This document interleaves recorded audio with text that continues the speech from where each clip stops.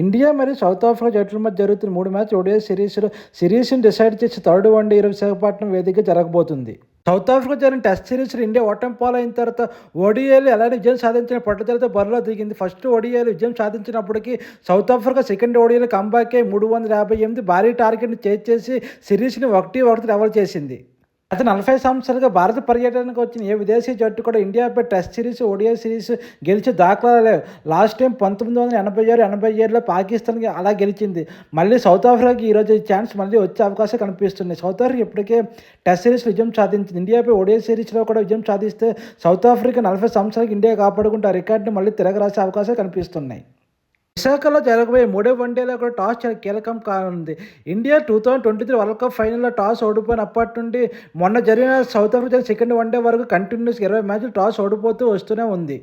జైపూర్లో జరిగిన second ODI match చూసిన తర్వాత టాస్ గెలిచిన టీం సగం మ్యాచ్ గెలిచినట్టే భావించాల్సి వస్తుంది. సిరీస్ డిసైడర్ మ్యాచ్లో రెండు జట్లకి ఛాలెంజ్ ఒకటే, చివరి సెషన్లో వచ్చి డ్యూని ఎలా హ్యాండిల్ చేస్తారనే దానిపై విజయావకాశాలు ఆధారపడి ఉన్నాయి. ఇటీవల ముగిసిన ఉమెన్స్ వరల్డ్ కప్లో వైజాగ్ 5 మ్యాచ్లు జరిగి 5 మ్యాచ్ల్లో కూడా చేజింగ్ చేసిన టీం విజయం సాధించింది. ఇండియా బ్యాటింగ్కి వస్తే ఇండియా బ్యాట్స్మెన్స్ అందరూ మంచి ఫామ్లో ఉన్నారు. ఫస్ట్ మ్యాచ్లో రోహిత్ శర్మ, విరాట్ కోహ్లీ రాణించగా సెకండ్ వన్డేలో విరాట్ కోహ్లీ, రుతురాజ్ గైక్వాడ్ సెంచరీ కొట్టడం ఇండియా టీం కలిసి వచ్చే అంశం.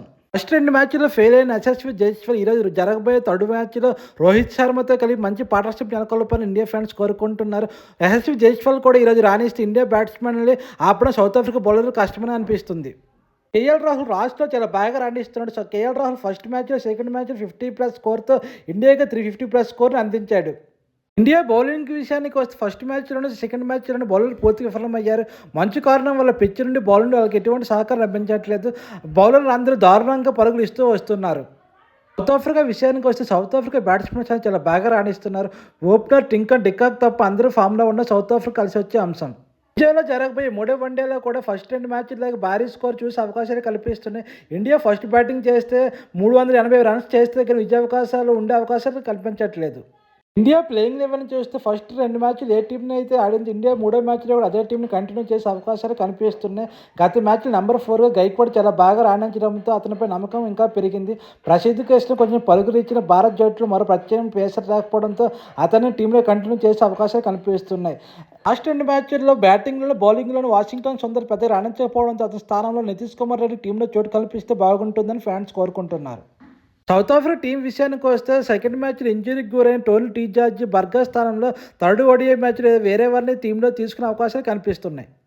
వైజాగ్ వేదికగా ఇండియా 10 మ్యాచ్లు ఆడగా 7 సార్లు విజయం సాధించి 2 సార్లు ఓటమి పాలుగా ఒక మ్యాచ్లో ఫలితం రాలేదు. వైజాగ్ స్టేడియం ఇండియాకి చాలా బాగా కలిసి వచ్చే స్టేడియంగా చెప్పుకోవచ్చు. విరాట్ కోహ్లీ వైజాగ్లో 7 మ్యాచ్లు ఆడగా అందులో 3 మ్యాచ్ల్లో సెంచరీ కొట్టాడు.